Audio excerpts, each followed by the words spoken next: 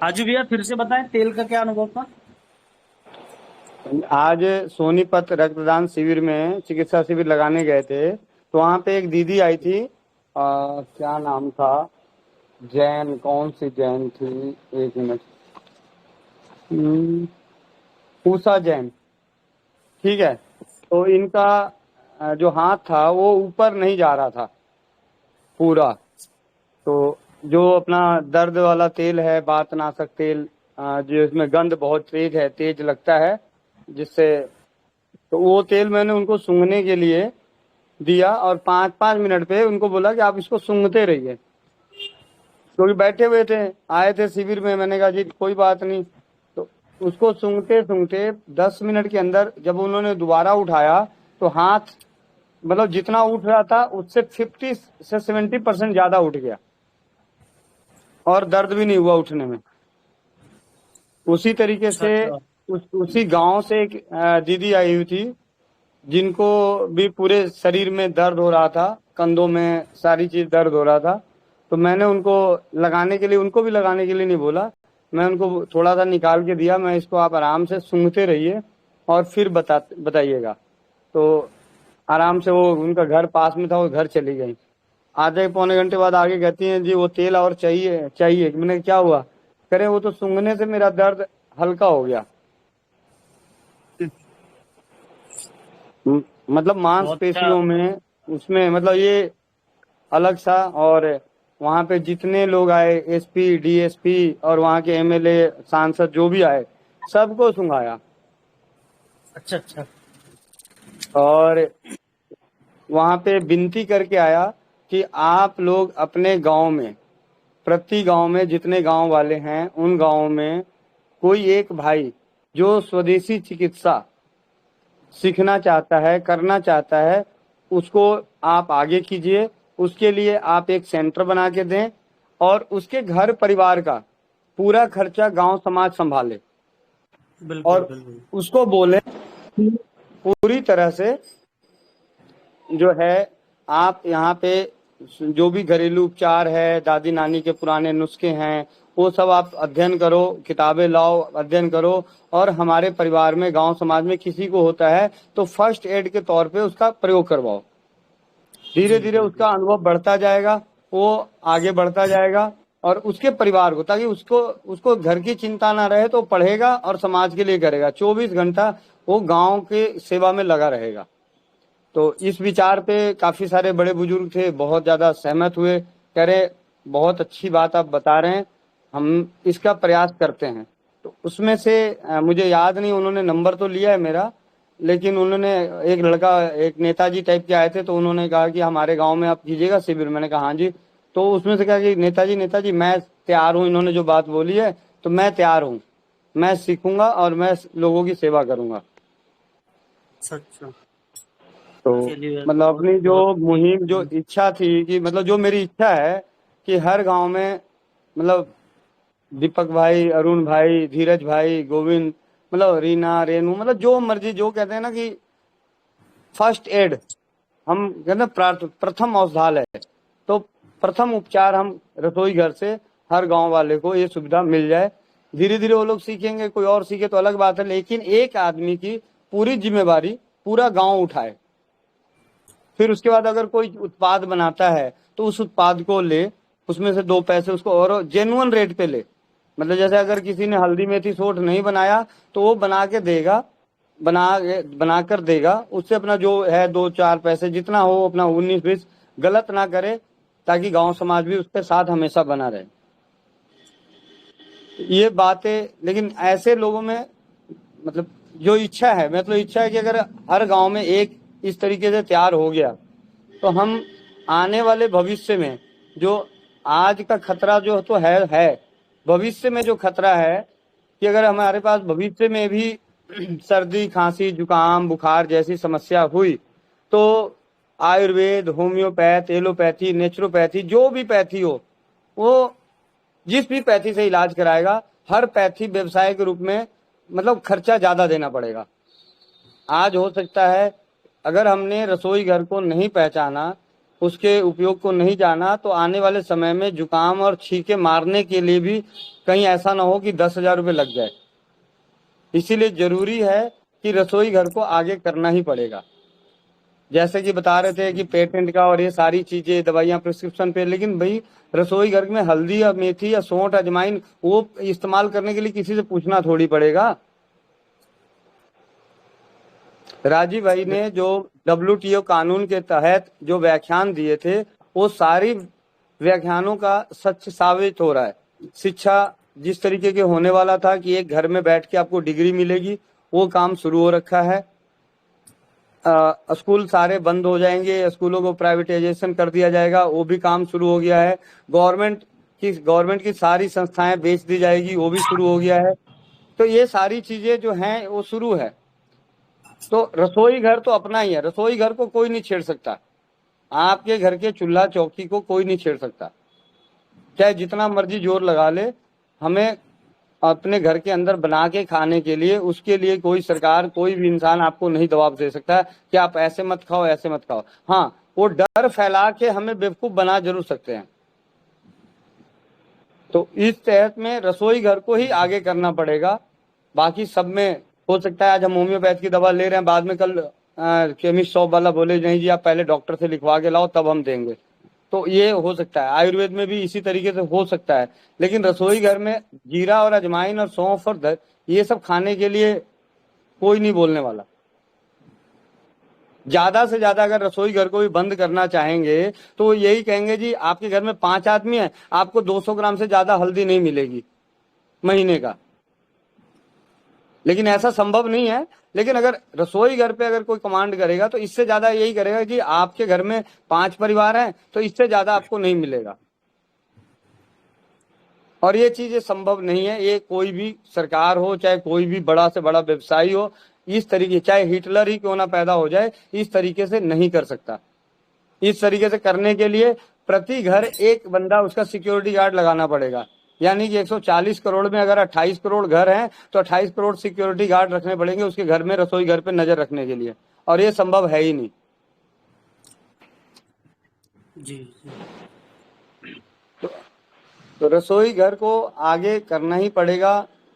पेड़ पौधे पत्ते इन सब का भी तो कुछ चीजें हो सकती है कि भाई ठीक है पेड़ आज नीम का पेड़ आपके पास है, हो सकता है थोड़े दिन बाद आपके पास आपसे नीम का पेड़ 4 किलोमीटर दूर हो जाए, लेकिन रसोई घर 4 किलोमीटर दूर नहीं होने वाला।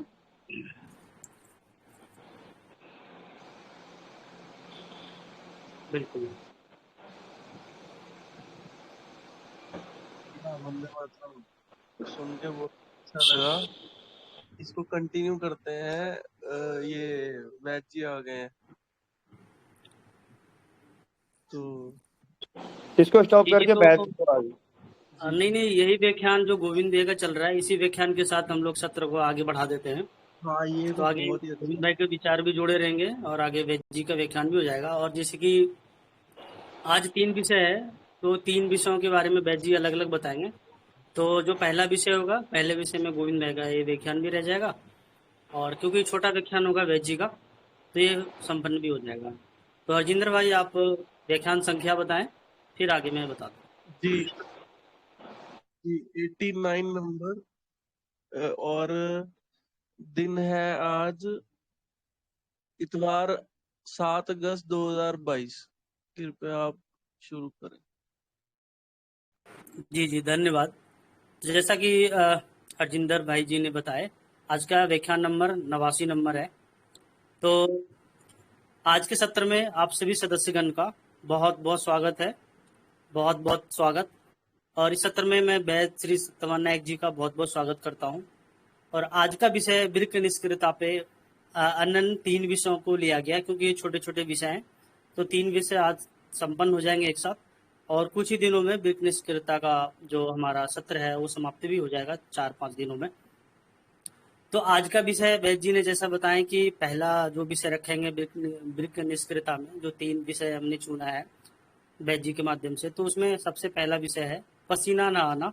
इस पर वैद जी सबसे पहले बताएंगे कि वृक्क निष्क्रियता में जो पेशेंट को, रोगियों को पसीना नहीं आता है, उसके क्या कारण है, उसके लिए क्या क्या हम आयुर्वेद के माध्यम से, आयुर्वेद के जरिए हम कैसे उसका उपचार करेंगे। तो इन्हीं सब बातों पे बात होंगी, इन्हीं सब चीज़ों पे। और हमें वैद्य जी पूरी जानकारी देंगे कि ऐसी समस्या अगर यदि रोगी को हो तो हम कैसे उसका समाधान करेंगे। तो मैं इसीलिए इस सत्र में वैद्य जी का बहुत बहुत स्वागत करता हूँ, अभिनंदन करता हूँ। तो मैं निवेदन करूंगा कि वैद्य जी आज का विषय रखें और अपनी बातें रख के हम सभी को ज्ञानित करें। फिर जैसे ही व्याख्यान का ये जो पहला विषय है ये समाप्त होगा, इस व्याख्यान को हम स्टॉप करके, बंद करके, फिर अगला विषय हम इसी तरह से अन्य विषय लेकर के हम करते चले जाएंगे। तो कृपया वैद्य जी अपना विषय रखें और आज हम सभी को ज्ञानित करें। नमस्ते। बहुत बहुत धन्यवाद आपका, और यहाँ उपस्थित सभी सदस्यों को नमन करता हूँ, स्वागत करता हूँ अपने श्री गुरु के श्री चरणों में, तथा आयुर्वेद के जनक भगवान श्री धन्वंतरि को नमन करते हुए आज की जो आलोचना सत्र है उसे हम आगे बढ़ाते हैं। जैसे कि आप लोगों को मालूम है कि हम प्रतिदिन एक सूत्र, आयुर्वेद के तो बहुत सारे सूत्र है, लगभग 25,000 सूत्र है, तो उसमें से एक एक सूत्र भी आपके सामने हम उपस्थापना करते हैं। तो आज का जो सूत्र हमने लिया है वो हारित संहिता से लिया है, जो महर्षि हारित ने उस सूत्र को बताया है। तो महर्षि हारित जी ने अपनी संहिता में ऐसा कहा है कि एकम शास्त्रम वैद्यम अध्यात्मकम वा सौख्यम चैकम यत् सुखम वा तपम वा वंद्यश्चैको भूपतिर्वा यतिर्वा हेकम कर्म श्रेयसम वा यशो वा। इसका अर्थ है कि शास्त्र जो है, चाहे संसार में कितने अनंत सारे शास्त्र हो, परंतु शास्त्रों को उन्होंने केवल 2 ही भागों में उन्होंने बांटा है, और कहा है कि शास्त्र तो 2 ही है, तो उनमें से केवल मनुष्य को एक एक शास्त्र को मतलब चयन करके वो जी सकता है, मतलब जीवित रहना चाहिए। तो एक शास्त्र है वैद्यक शास्त्र, दूसरा शास्त्र है वेदांत शास्त्र। तो आपको यदि मतलब शास्त्रों के अभ्यास करने हैं, या तो फिर आप वैद्य के शास्त्र का अभ्यास करिए, यानी कि आयुर्वेद चिकित्सा शास्त्र का अभ्यास करिए, या तो फिर वेदांत शास्त्र का अभ्यास करिए। वेदांत यानी कि उपनिषदों का आपको अभ्यास करना है, क्योंकि उपनिषद भी महासागर के समान है और वैद्य शास्त्र भी महासागर के समान है, और दोनों ही अपने जीवन में बड़े ही महत्व रखता है। इसके लिए आप दोनों में से कोई एक शास्त्र का अध्ययन करना चाहिए। ठीक इसी तरह सुख भी 2 प्रकार का सुख है, और मतलब 2 प्रकार के सुख में से, उनमें से केवल हमें दोनों में से एक सुख को चयन करना चाहिए। पहला है उत्तम स्वास्थ्य, दूसरा है तपस्या, मतलब एकदम तपस्या में पूरा विलीन हो जाना, ये एक प्रकार का सुख है। दूसरा है कि उत्तम स्वास्थ्य, मतलब अच्छा निरोगी होना। बोलते हैं ना कि पहला सुख निरोगी काया, ऐसा कहा जाता है हिंदी में। तो मतलब आयुर्वेद में ऐसा भी कहा गया है कि 20 प्रकार का सुख है संसार में, परंतु उनमें से पहला जो सुख है वो निरोगी काया है। इसीलिए महर्षि हारित जी ने भी मतलब यही बात कही है कि सुख 2 प्रकार का है, उनमें से केवल एक चयन आपको मतलब करना है। चाहे आप मतलब अपने शरीर को स्वस्थ बनाने के लिए आप मतलब उसका सुख मनाइए, या तो फिर तपस्या करने में सुख मानिए।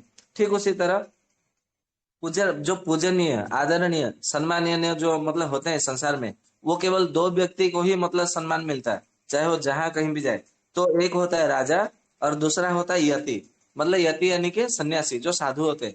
इसके लिए आपको मतलब यदि आप चाहते हैं कि मुझे यश मिले, मुझे मतलब सम्मान मिले, मुझे मतलब आदर मिले, तो आपको 2 व्यक्ति बनना पड़ेगा, या तो आप राजा बनिए या तो फिर सन्यासी बन जाइए। तो राजा तो हर कोई बन नहीं सकता, क्योंकि राज्य में एक राजा ही मतलब होते हैं, परंतु हम साधु सन्यासी बन सकते हैं। सन्यासी का अर्थ ये नहीं कि मतलब ये भगवा चला मतलब चोला पहन के, मतलब ऐसा माथे पे तिलक लगा करके बम बम ऐसा बोल करके मतलब ऐसा जंगल में रहना, ऐसा नहीं है। मतलब हमारा काम सन्यासी जैसा होना चाहिए, हमारा आचरण, उच्चारण, हमारा व्यवहार, हमारे कर्म, ये सब साधु सन्यासी जैसा होना चाहिए। तो उसके लिए मतलब फिर आदर अपने आप में मिलने लगता है। ठीक है, उसी तरह कर्म भी संसार में 2 ही प्रकार के कर्म है, एक है श्रेय कर्म, दूसरा है यश कर्म। ये दोनों में से आपको किसी एक कर्म का चयन करना है, चाहे आप मतलब श्रेय कर्म करिए अथवा यश कर्म करिए। तो ये दोनों में से आपको कोई एक ही मतलब आपको करना है। तो ये तो मतलब था हमारा मतलब आज का मतलब जो सूत्र था, तो ये मतलब हो गया। अभी मतलब आपके मन में ये भी प्रश्न उठता होगा कि श्रेय कर्म क्या है और यश कर्म क्या है। तो श्रेय कर्म और यश कर्म के विषय में ऐसा कहा है कि श्रेय कर्म यानी कि जो श्रेष्ठ कर्म, यानी कि पुण्यप्रद, जिसको मतलब मोक्ष प्राप्त करने के लिए जो कर्म किया जाता है उसको श्रेय कर्म कहा जाता है। और यश कर्म यानी कि संसार में जितने सब मतलब आप मतलब दान करना या तो सबकी मतलब सेवा करना, या जो भी मतलब आप मतलब किसी के भले के लिए, कल्याण कल्याण के लिए, मंगल के लिए जो कर्म करते हैं, वो उसको यश कर्म कहा जाता है। तो आप मतलब श्रेयस्कर कर्म करिए या तो फिर यशस्कर कर्म करिए, ये दोनों में से आप कोई भी एक कर सकते हैं। तो ये तो मतलब हो गया, हमारा सूत्र हो गया।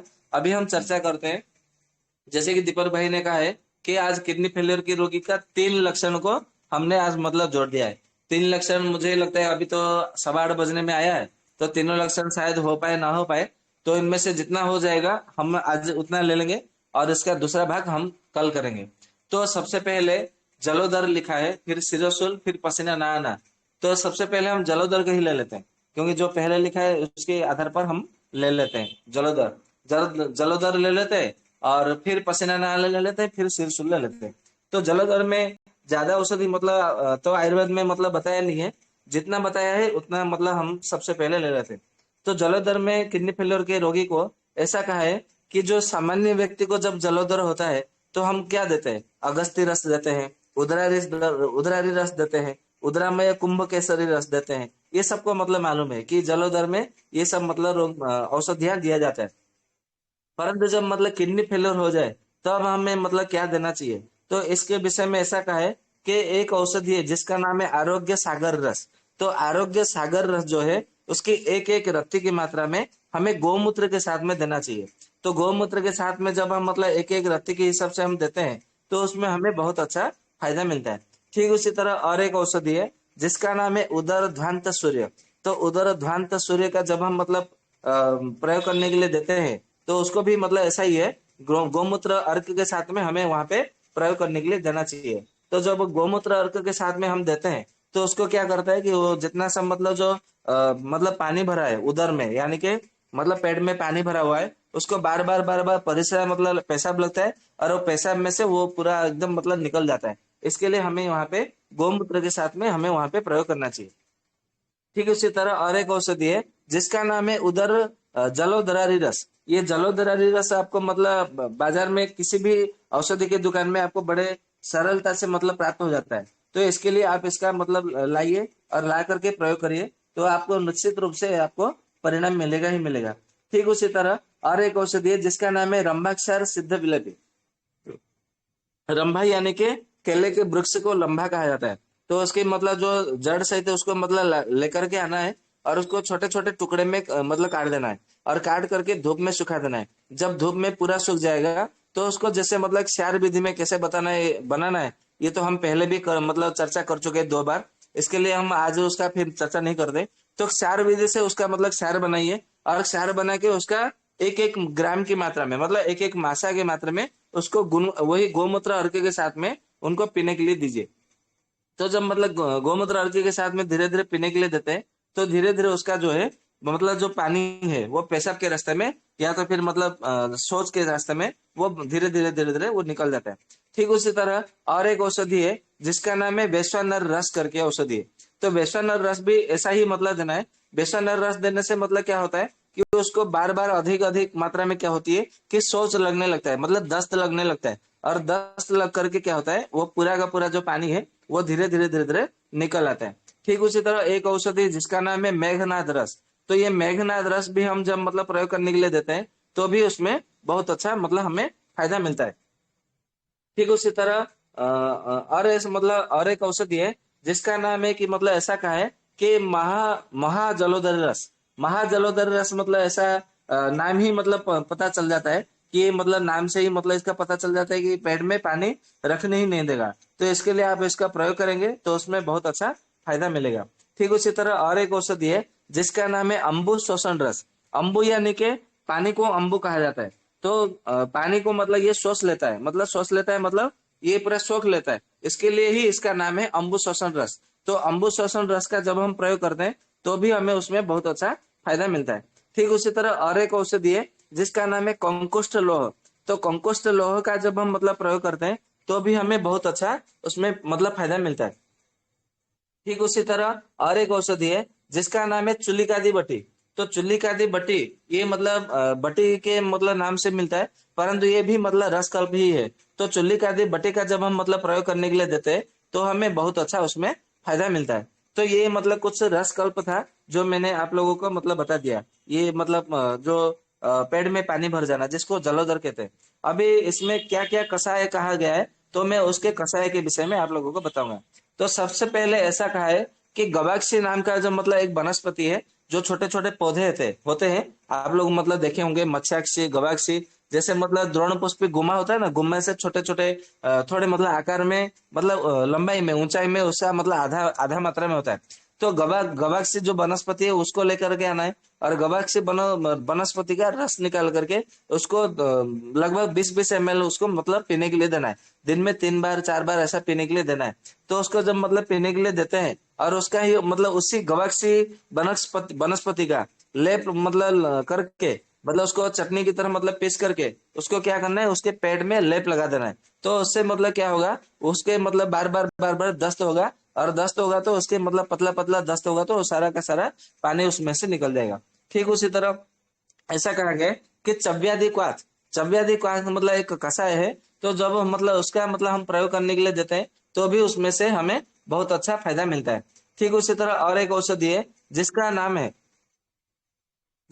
है कि मतलब उधर उधर महोदर रस करके औषधि है, मतलब महोदर रस करके, परंतु ये भी मतलब कसाय कल्प में ही मतलब लिया गया है। तो महोदर रस करके जब हम मतलब प्रयोग करने के लिए देते हैं तो भी उसमें हमें बहुत अच्छा फायदा मिलता है।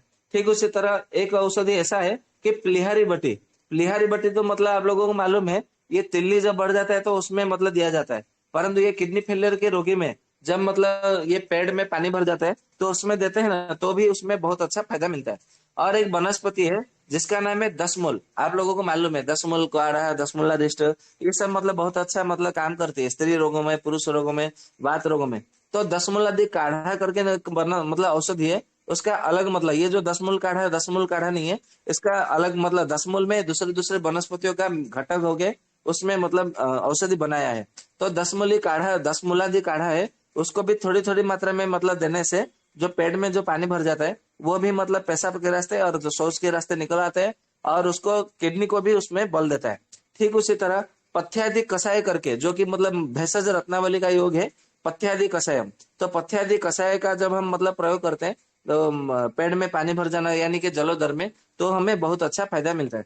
ठीक उसी तरह और एक वनस्पति है जिसका नाम है बबूल। बबूल का पेड़ आप लोगों को मालूम है, जो कांटेदार मतलब होते हैं और उसके दांतुन में बनाई जाती है। तो बबूल का पत्तों का रस और कच्ची फली, ये दोनों को मतलब यदि कच्चा फल मिले तो रस निकाल लेना बहुत अच्छा है। यदि कच्चा फल ना मिले, यदि पका हुआ फल मिले, मतलब सूखा हुआ फल मिले, कच्चा ना मिले, तो सूखा हुआ फल और उसको उबाल लेना है और उसमें कच्चे पत्ते का रस मिला करके उसका सेवन करना है। तो ऐसा भी करेंगे तो भी उसमें क्या होता है कि जो पेट में पानी भर गया है उसमें मतलब शौच के रास्ते में वो पूरा निकल जाता है। ठीक उसी तरह एक औषधि है जिसका नाम है नारायण चूर्णम। ये जो नारायण चूर्ण है, ये नारायण चूर्ण मतलब कब दिया जाता है, जब मतलब किसी को एसिडिटी हो, अम्ल पित्त हो और पेट में फूला हुआ ऐसा लगता हो, पेट फूला हुआ, पेट में सोत हो, ऐसा अनुभव हो, तो नारायण चूर्ण बहुत अच्छा काम करता है। या तो फिर मतलब पेट में अल्सर हो जाए तो नारायण चूर्ण का मतलब प्रयोग करने के लिए दिया जाता है। परंतु जब किडनी फेलियर के रोगी को जब जलोदर हो जाए तो नारायण चूर्ण का जब प्रयोग करते हैं तो उसमें हमें बहुत अच्छा फायदा मिलता है। ठीक उसी तरह पटोल्यादि चूर्ण करके एक औषधि है। तो पटोल्यादि चूर्ण का जब हम मतलब प्रयोग करते हैं तो भी हमें उसमें बहुत अच्छा फायदा मिलता है। ठीक उसी तरह और एक औषधि है जिसका नाम है पुनर्नवादि चूर्ण। तो पुनर्नवादि चूर्ण का भी जब हम मतलब प्रयोग करते हैं तो भी हमें बहुत अच्छा उसमें फायदा मिलता है। ठीक उसी तरह एक औषधि है जिसका नाम है उदरघ्न चूर्ण। तो उदरघ्न चूर्ण का जब हम मतलब प्रयोग करते हैं, इसको चूर्ण कल्प में लिया गया है, कोई कोई वैद्य इसको रस कल्प में लिया गया है ऐसा बताते हैं। तो उदरघ्न रस भी मतलब जब हम मतलब प्रयोग करते हैं, चाहे उदरघ्न रस हो या चूर्ण हो, जो भी हो, तो जब हम मतलब इसको प्रयोग करने के लिए देते हैं तो उसमें बहुत अच्छा हमें फायदा मिलता है। ठीक उसी तरह एक मतलब घृत कल्प में मतलब बहुत अच्छा बताया है जिसका नाम है दसमूल षडपल घृतम। ये मतलब कब दिया जाता है, जब किडनी फेल्योर का मतलब पूरे शरीर में सूजन हो गया हो, पेट सूजन हो गया हो, पेट में पानी भर गया हो, और उसका मतलब शौच बंद हो गया हो, रुक गया हो, और पेशाब भी रुक गया हो, और साथ में उसको बवासीर या तो भगंदर हो गया हो। तो इतने सारे परिस्थितियों में जब हम मतलब दसमूल षटपल घृतम इसका जब हम मतलब प्रयोग करते हैं तो हमें बहुत अच्छा उसमें फायदा मिलता है। इसके लिए आप लोग भी इसका मतलब प्रयोग कर सकते हैं। ठीक उसी तरह और एक घृत है जिसका नाम है बन्ही षडप्रस्थ घृतम। ये बन्ही षडप्रस्थ घृतम, इसको मतलब सहस्र योग पुस्तक जो नाम का जो पुस्तक है उसमें बहुत अच्छे से इसके बारे में बताया गया है। तो बन्ही षडप्रस्थ घृतम का जो मतलब औषधि है, तो उसको भी जब हम मतलब प्रयोग करते हैं तो भी हमें उसमें बहुत अच्छा मतलब फायदा मिलता है। ठीक उसी तरह और एक औषधि है जिसका नाम है नाराज घृतम।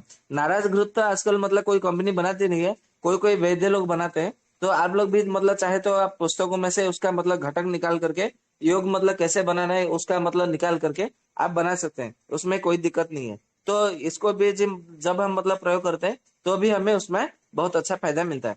ठीक उसी तरह अभयादि मोदक नाम से मतलब जो भैषज रत्नावली में बताया गया है, तो अभयादि मोदक ये तो मतलब जिसको पेट मतलब साफ नहीं होता है तो इसके लिए सेवन करने के लिए दिया जाता है। परंतु जब अभयादि मोदक का जब हम मतलब प्रयोग करते हैं तो हमें बहुत अच्छा फायदा मिलता है। तो ये मतलब कुछ औषधियां थी जो कि मतलब मैंने बताया मतलब जलोदर के रोगी में। अभी मैं आप लोगों को मतलब वो सब मतलब बताऊंगा जब मतलब किडनी फेल्योर के रोगी को जब मतलब उसका पूरा पसीना मतलब बंद हो जाता है, मतलब पसीना आता नहीं है, तो उसमें मतलब क्या क्या औषधि है उसके विषय में आज हम चर्चा करेंगे। तो पसीना लाने के लिए बहुत सारे जो औषधियां है केवल काढ़ा के रूप में ही मतलब औषधि आयुर्वेद में बताया गया है। तो मतलब उसमें से यदि जैसा कि आपने कहा था कि अगला विषय के लिए अलग से वीडियो बना लेते, इसे अब क्या हम बंद कर दें, अभी जो आपने जलोदर का विषय समाप्त हो गई हो तो? हाँ ठीक है, कोई बात नहीं, इसको वीडियो को बंद हाँ। कर देते हैं, फिर मतलब दूसरा ठीक। वीडियो वीडियो बना लेते हैं। जी जी जी।